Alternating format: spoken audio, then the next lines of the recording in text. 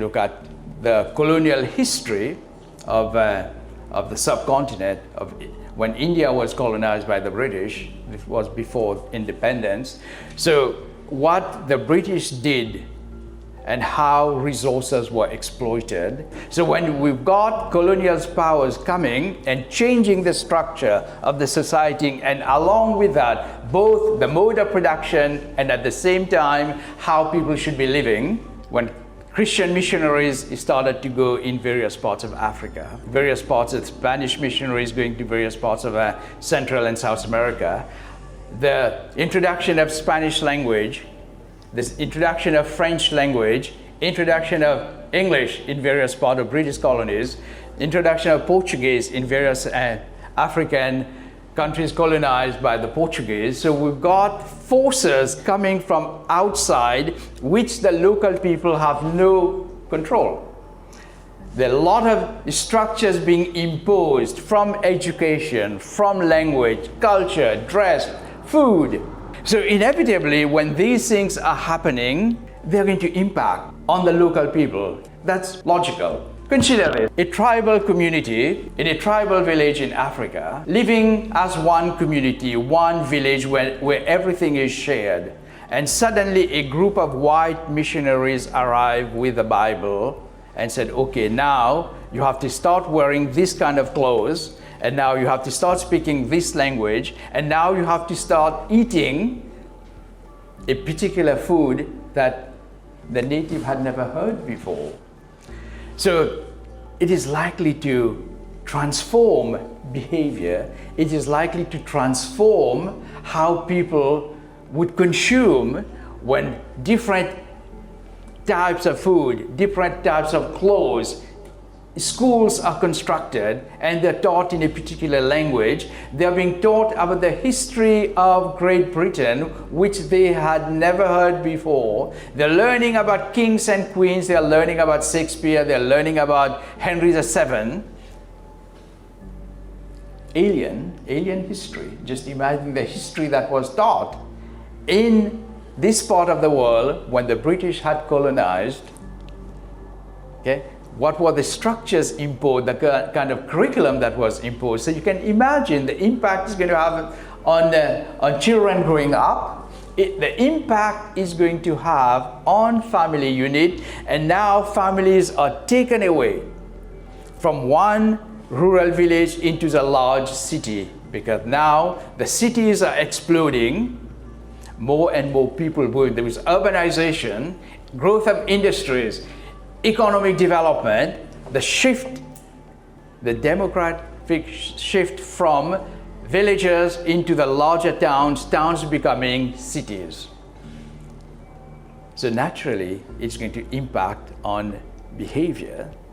So when we talk about modern family, therefore, if you look historically where the family started in the 1500s, and in the last 500-600 years, the trends that have taken place, the changes that have taken place in society, with all these different forces from industrialization, economic growth, transformation of the whole work ethic, work scenario, the introduction of tools, and then major shift again after the Second World War, as we enter into a different phase of economic activity, a different revolution, which will take us to the third revolution and to the fourth revolution we're facing today, known as the digital revolution.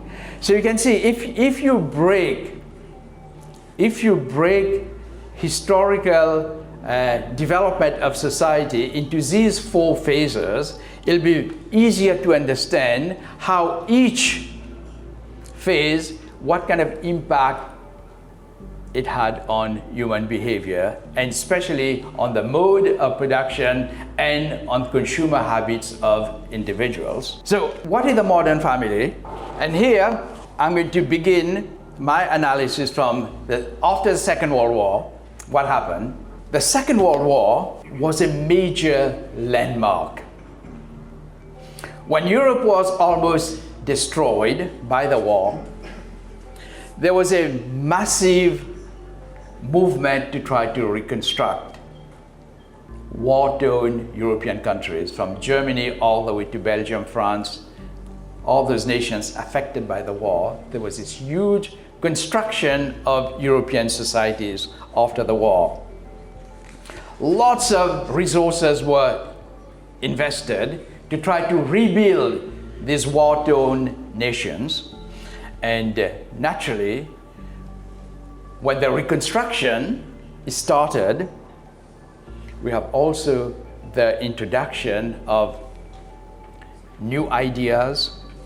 We're going to witness the introduction of different inventions, different creations, different ways of doing things, the creation of different institutions, different forms of management, different financial arrangements, the creation of the United Nations, the creation of the World Bank, the creation of the IMF, the creation of a lot of international structures.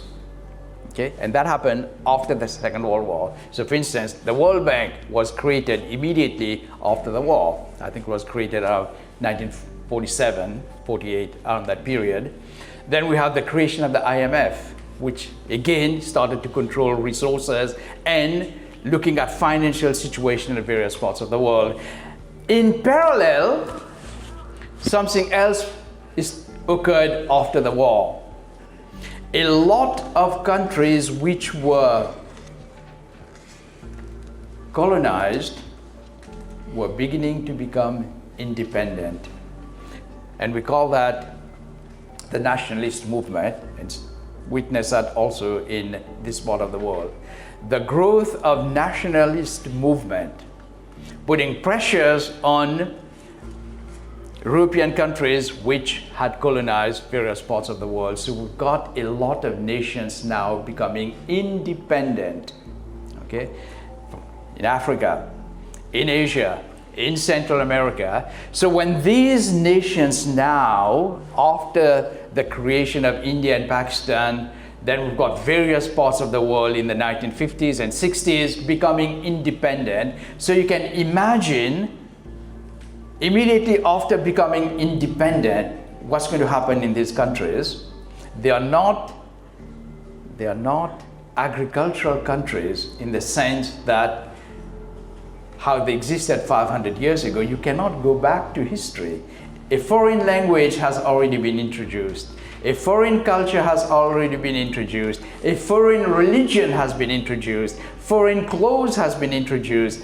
Different type of food has been introduced. Different consuming habits now take place. So you can see the changes of lifestyle with 200-300 years of colonization. Imagine a country being under colonial rule for 300-400 years, suddenly becoming independent. Can you go back 400 years ago and say, okay, we don't need machine, we don't need electricity, we don't need power, we're going to go back and start burning wood for fuel?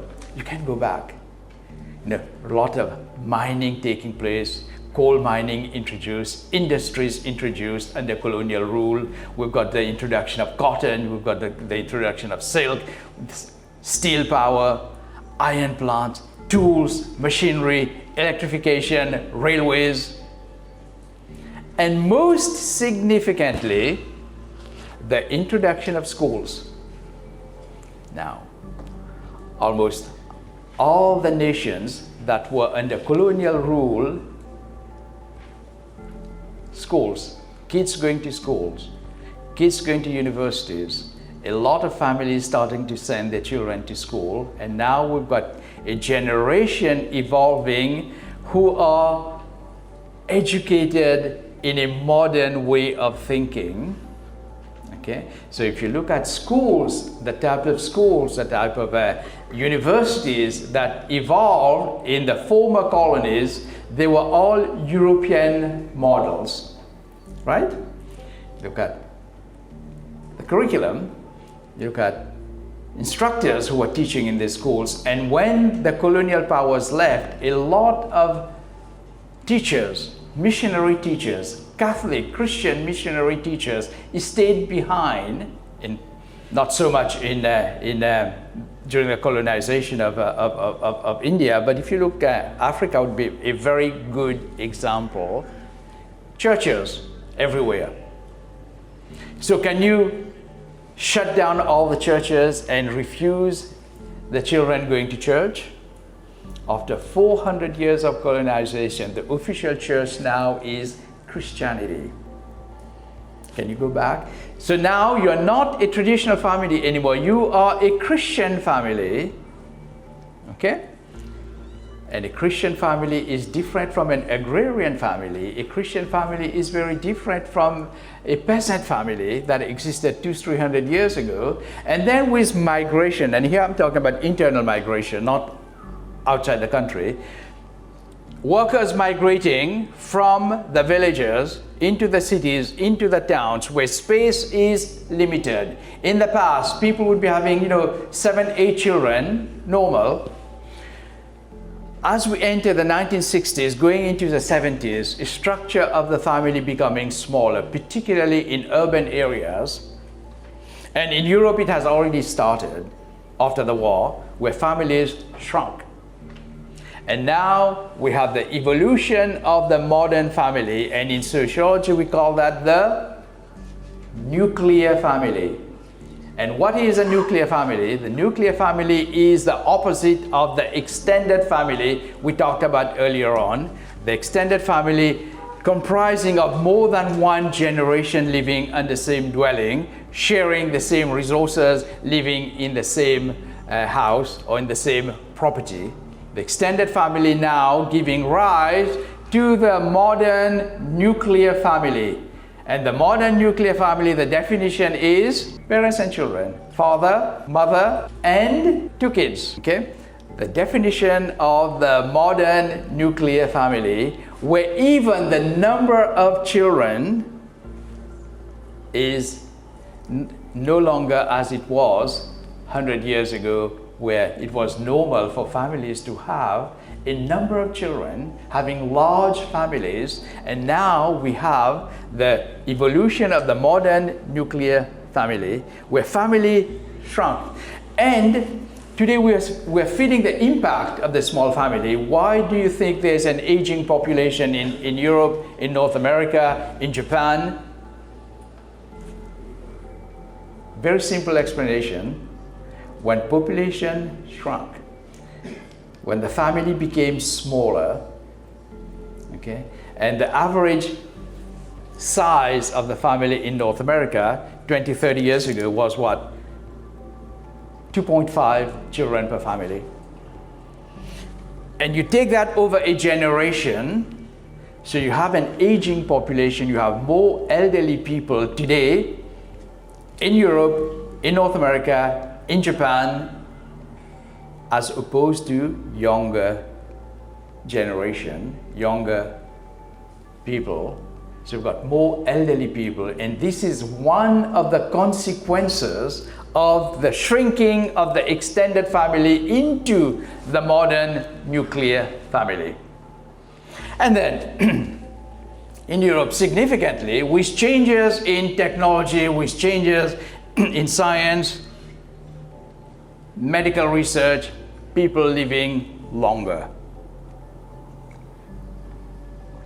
As you can imagine, the span of life after the war in Europe was about 60, 65 years average. And you know what the average today is? Between 75 to 77, people are living longer. Okay? With medical advances, you can prolong life through medication and medical technology. So people are living longer. Therefore, the impact is almost immediate. Aging family, less children, and we've got another major impact: competition for younger people Now, Pakistan has more younger people, so that's why there's a lot of nations chasing these young people to immigrate.